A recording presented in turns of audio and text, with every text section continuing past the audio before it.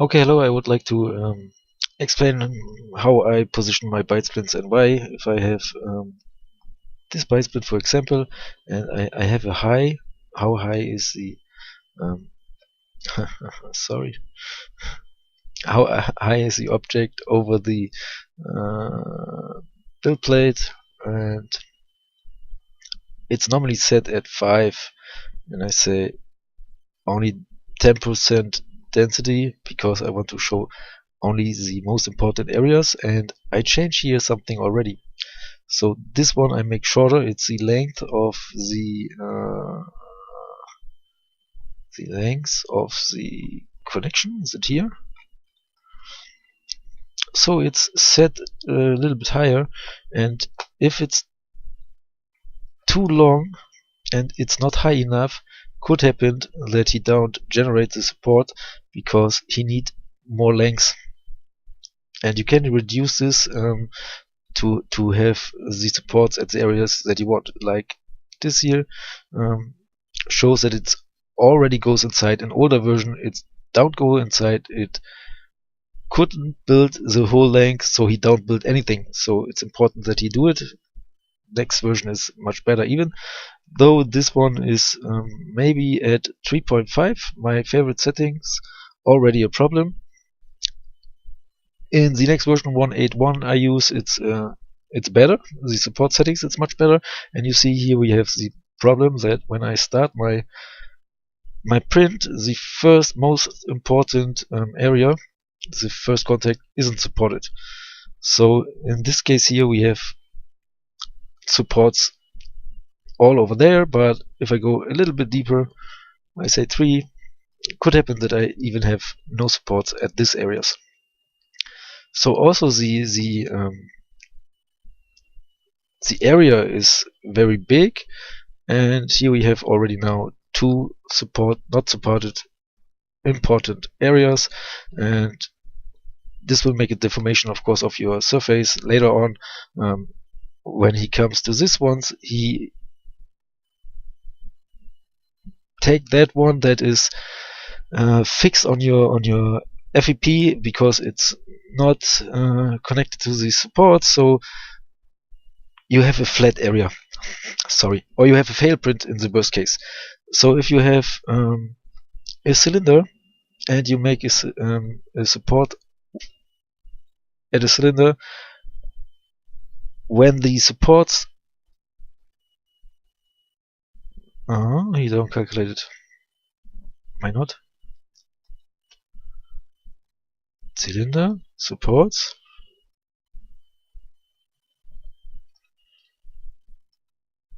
You see this. Too low. He's not able to support if it's not high enough, not long enough. Very interesting. Let's take this one down. Let's try it again, and you see we have supports. What I want to explain is that suddenly the support ends and your object starts, and your object has a big area, so the pulling is much too much, and you have some teardrops in between because only this area supported, only this is the area supported, and the rest will hang down. Just make a little angle and you have less problems. Let's say, I don't know, 1 degree.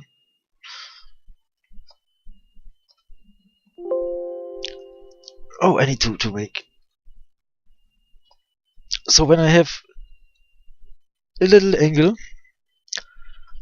the supports just need to hold this surface, and later on it comes to this one and this one and so on. So it's better also for the byte splint if you just change it to a little angle, so it's easier for the printer to print these objects, and it depends also on your design. So if it's a very flat design like here, it's not so much problems, but if you have another byte splint I will show in a second, you will understand you need to be more careful. So let's see how I would like to position this one. I go in this direction like I do with the cylinder. Is it a cylinder? A cube. So thanks for my perfect English. I'm sorry that I tried to explain it in English. This is much easier to build because we start here in the front and have our contact area very small, even though here we have still a problem, not supported.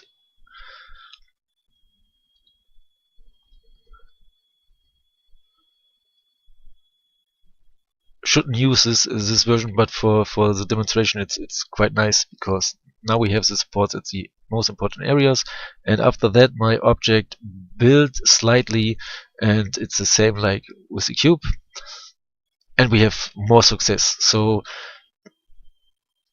if I do a last thing,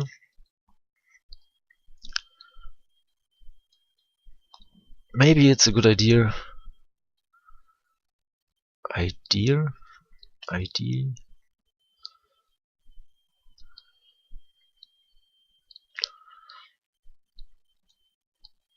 to have it normally like this is the best way, I think, for such objects. If I make it in this direction and I say automatic position in some other software, the calculation for a letter U would be like more than this. So we have a beginning area, and then the rest will slightly build up, hanging together, and don't need to be supported so much. In the end, I like it in the front down and have the most success with this positioning. I don't like to put it too high. Let's try it this way. I don't like to put it too high. If I go to supports and I say plus all, he will take a look for the overhangs that need also to be supported, and it could be that you normally have supports inside, and if you don't have supports inside, you have a deformation because you have an overhang, and your splint won't fit on the model as good as if you have a little less angle, like I'm sorry, like this here, go down in this direction.